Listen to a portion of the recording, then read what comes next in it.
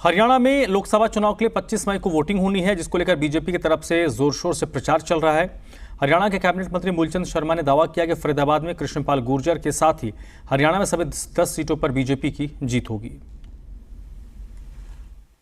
हरियाणा में 25 तारीख को मतदान होना है और मतदान से पहले जो आखिरी राउंड होता है राजनीतिक दलों का, राजनेताओं का, वो काफ़ी महत्वपूर्ण होता है। रैलियां होती हैं, शोर होता है, लेकिन उसके अलावा जो बूथ मैनेजमेंट है उसकी एक तस्वीर जरूर दिखाएंगे। और बड़े मंत्री हैं हमारे साथ, जो कि उद्योग मंत्री हैं हरियाणा के, मूलचंद शर्मा जी। और ये देखें, इनकी जो तस्वीरें मैं दिखा रहा हूँ, ये तमाम टीम के साथ जुड़े हुए हैं और पूरा का पूरा जो बायोडाटा होता है पूरी विधानसभा का, वो महत्वपूर्ण होता है। उनके साथ उनके भाई टिपरचंद हैं, पारस जैन साहब हैं, ब्रिज हैं और भी उनके जो टीम के सहयोगी हैं। तो एक चुनाव की तस्वीर आती है सड़कों पे, एक चुनाव की तस्वीर आती है लोगों के बीच में, लेकिन बूथ पर किस तरह की मैनेजमेंट होती है ये भी आप पहली बार देख सकते हैं, समझ सकते हैं। शोर हो लिया, तमाम चीज़ हो लिया, लेकिन ये जो पूरी की पूरी आप पूरी पिस्तरा लेके बैठे और जहाँ तक मैं अंदाज़ा लगा पा रहा हूँ पूरा बल्लभगढ़ होगा इसमें। ये पूरी विधानसभा की हैं, जो बूथ हैं, शक्ति केंद्र प्रमुख हैं, उस पर क्या है कि जैसे 25 को चुनाव है, बूथ की तैयारी करनी है और बूथ पे कौन कौन साथी बैठेंगे, कौन बाहर रहेंगे, कौन भीतर जाना है और किन किन लोगों को बस्ता देने हैं, इस तैयारी को लेकर जो वर्कर ने काम किया है, जो वर्कर हैं, वोट निकालने पे कौन रहेगा, इस सारी तैयारी को लेकर विशेष करें कौन कौन कार्यकर्ता कहाँ काम कर रहे हैं। कितना एक विधानसभा में जिम्मेवारी लग जाती है? जो मैं संख्या बल पूछूं, अगर आपके कार्यकर्ताओं का जो पूरी शीट है, पूरे बल्लभगढ़ में जितने बूथ होंगे उसके हिसाब से कितना आदमी आप अपने हिसाब से अपने कार्यकर्ता को या तयबंद कार्यक्रम के हिसाब से और उनकी ड्यूटियां लगाते हैं? ये मेरे कि पूरी विधानसभा में 260 के करीब वोट है और 236 बूथ हैं और 236 बूथ पे हर कार्यकर्ता भाई कोई बूथ पे कि क्या प्रबंध होना चाहिए, कौन निकालने पर रहेगा, कौन व्यवस्था में रहेगा, कौन घर घर से वोट लेके आएगा। बहुत बड़ी जिम्मेदारी है जो सब काम कर रहे हैं, जो 72 दिन से काम में लगे हों, वो एक दिन में काम पूरा करना है और वो काम सब 25 के लिए कर रहे हैं और 25 में तारीख में ही सब कुछ करना है। जितनी तैयारियाँ, रैली रही, जलसे रहे, मीटिंग रहे, वो सब परिणाम 25 के लिए तैयारी करते हैं और 25 में वोट गिरवाने का हम काम करेंगे। हर कार्यकर्ता में कहीं कार्यकर्ता कमज़ोर ना हो, कहीं कार्यकर्ता दूसरा हो।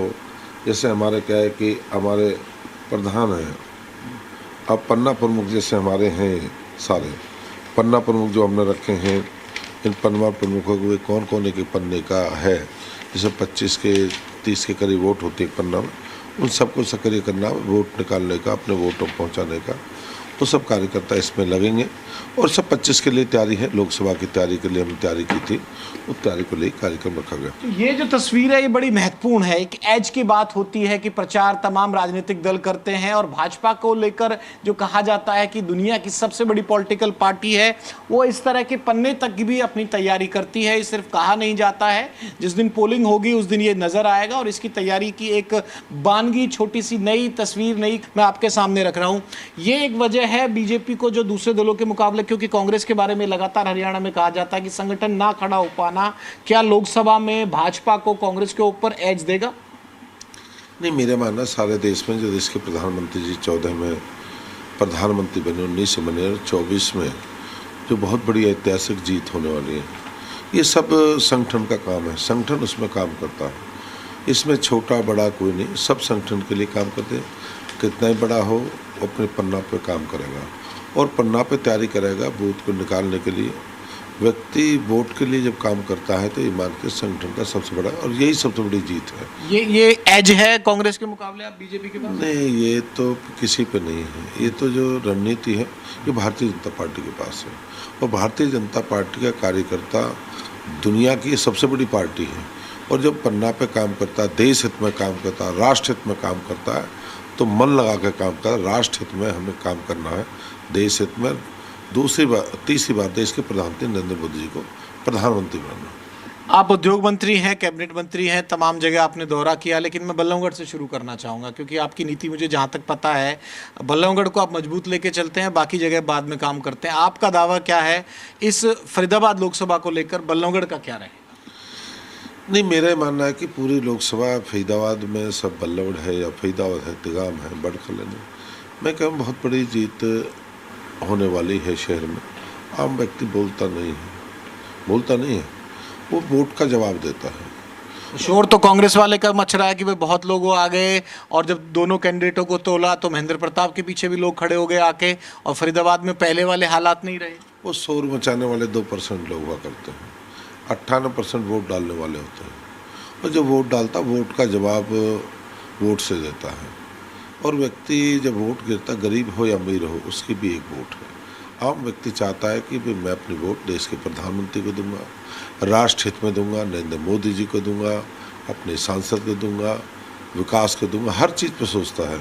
और कुछ मित्र जो शोर मचाते हैं, उनकी अपनी पार्टी का जो होता है, पार्टी कारण दिखावा ज़्यादा होता है, काम कम होता है। और भारतीय जनता पार्टी में दिखावा कम होता है, काम ज़्यादा होता है।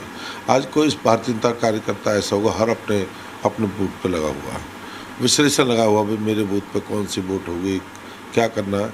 हर कार्यकर्ता बड़ा हो छोटा हो, हर अपने काम में लगा हुआ है। आपके नज़रिए से फरीदाबाद की सीट अब कहाँ खड़ी है? पहले से सबसे सेफ सीट कहा गया, बाद में कहा कि टफ हो गया, अब इलेक्शन में ज़्यादा दिन नहीं है वोटिंग में।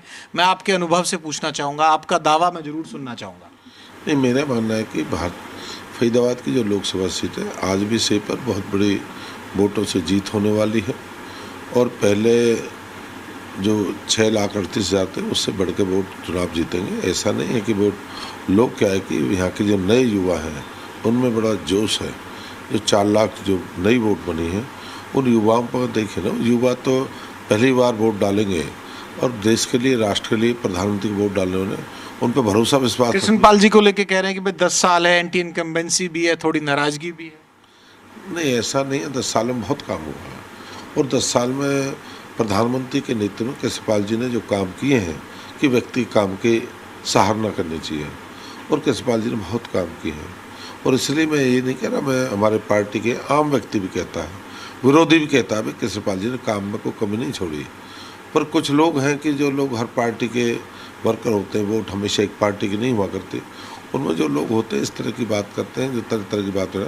पर बहुत बड़ी जीत होगी, ऐतिहासिक जीत होगी।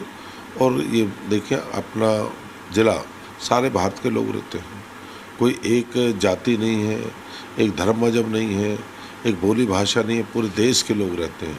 और देश के जो लोग राष्ट्र हित में वोट डालेंगे, और राष्ट्र हित में परदेशी आदमी बोलेगा नहीं, अपना जवाब वोट से देगा। आप 25 देखना, सुबह से जब आप निकलेंगे ना, सुबह 7 बजे होगा, आप 10 बजे ही कह देंगे कि इतनी बड़ी जीत होने वाली है। वो जवाब जो सुबह से चलेगा, लोग तो बस न्यूज़ में 2 घंटे के बाद विपक्ष के झोले नहीं मिलने वाले, विपक्ष वाले तो टिक नहीं पाएंगे। इतनी बड़ी आंधी है, लोगों में भीतर एक बहुत बड़ा अभियान है। एक आखिरी सवाल, आपका अनुभव, आपकी इंटरनल मीटिंग्स यहाँ सिर्फ फरीदाबाद को लेकर नहीं, पूरे प्रदेश को लेकर, जब इलेक्शन शुरू हुआ तो 10+1 का नारा दिया गया बीजेपी की तरफ से, कांग्रेस ने वो पकड़ लिया, और हुड्डा साहब ये कह रहे हैं कि भाई कांग्रेस की हवा चल रही है, क्लीन स्वीप करने जा सकते हैं, इस हालात में क्लीन स्वीप हो सकता है।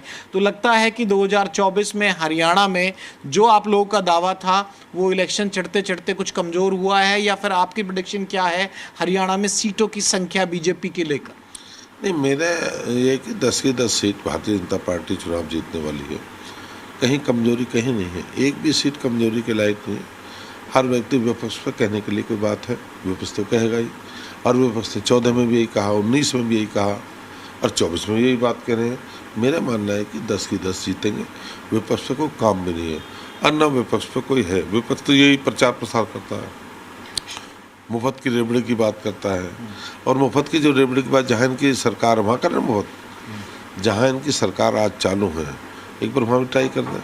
वहाँ तो करा नहीं है, देश की बात करते हैं, पहले वहाँ तो लागू करा जाए सरकार है।